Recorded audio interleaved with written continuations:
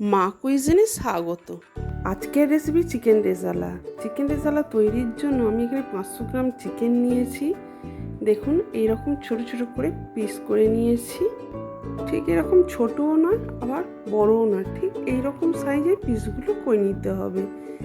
এবার এটা আমি ম্যারিনেট করব, ম্যারিনেটের মশলা তৈরি করব। তার জন্য দেখুন একটু কাঁচা লঙ্কা নিয়েছি, একটা টমেটো নিয়েছি, একটা পেঁয়াজও কেটে নিয়েছি, 1 চামচ মগজদানা নিলাম, 2 চামচ পোস্ত নিয়েছি, একটু কাজু বাদাম নিলাম। এবার এটাকে একটু পেস্ট করে নেব মিহি। দেখুন পেস্ট হয়ে গেছে। এবার চিকেনটাকে ম্যারিনেট করবো। তার জন্য 1 চামচ নুন দিলাম, 2 চামচ দই দিলাম, 1 চামচ আদা বাটা, 1 চামচ রসুন বাটা। আর যে ম্যারিনেটের মশলাটা করেছি এটা অর্ধেকটা এতে দিলাম। এবার একটু তেলও দিলাম। এটাকে ভালো করে এবার একটু মাখিয়ে ম্যারিনেট করে রাখছি। হয়ে গেছে মাখানো। দেখুন এটাকে আধ ঘন্টার জন্য আমি একটু চাপা দিয়ে রেখে দিলাম। আধ ঘন্টা হয়ে গেছে।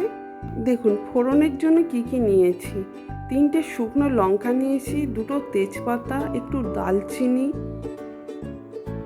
লবঙ্গ, ছোট এলাচ আর গোলমরিচ। আর এই চিকেন রেজালাতে দেওয়ার জন্য দেখুন কি কি নিয়েছি: একটু পেঁপে নিয়েছি, গাজর নিয়েছি। গাজরটা দিলে পরে দেখতে ভালো লাগে, সেই জন্য আমি গাজর নিয়েছি। আর এটা বড় বড় 3টে পেঁয়াজ নিয়েছি। দেখুন এবার কড়াতে তেল দিয়ে দিয়েছি। কড়াটা ভালো করে তেলটা বুলে নিতে হবে। এইভাবে ভালো করে কড়াটা আবার গরম করে নিতে হবে। গরম হয়ে গেছে।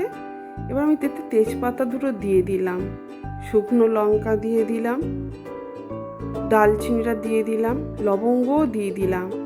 এবার এলাচগুলো আমি একটু ফাটিয়ে দেব। দেখুন এলাচগুলো সব ফাটিয়ে দিয়ে দিলাম। এবার গোলমরিচটাও ঢেলে দিলাম। একটা পেঁয়াজ আমি একটু বড় বড় করে কেটে নিয়েছি। এই পেঁয়াজটা, কাটা পেঁয়াজটা আমি পুরো দিয়ে দিলাম। দেখুন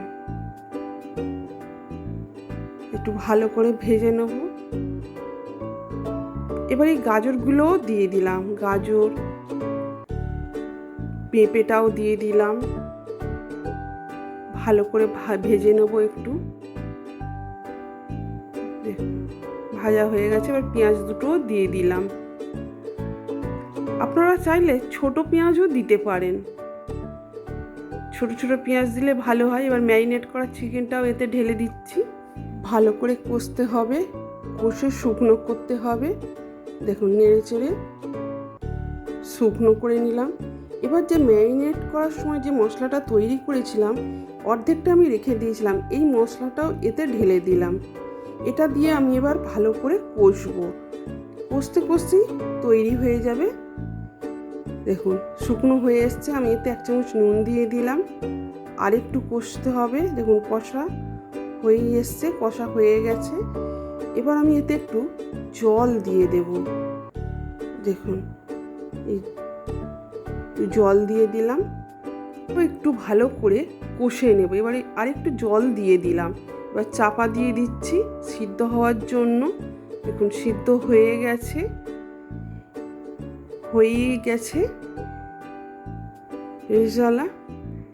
এবার এতে আমি বাড়ির তৈরি একটু শাহি গরম মশলাও দিয়ে দিলাম, 1 চামচ ঘি দিয়ে দিলাম, 1 ফোঁটা মিঠা আতরও দিলাম।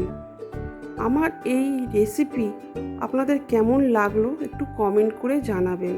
যদি আমার এই রেসিপি আপনাদের ভালো লাগে একটা লাইক করবেন। দেখুন মিনিট 5 ফুটে গেলে নামিয়ে নেব। ফুটে গেছে। এবার আমি এটা ঢেলে নিচ্ছি। ভালো লাগলে বন্ধুদের সাথে শেয়ার করবেন।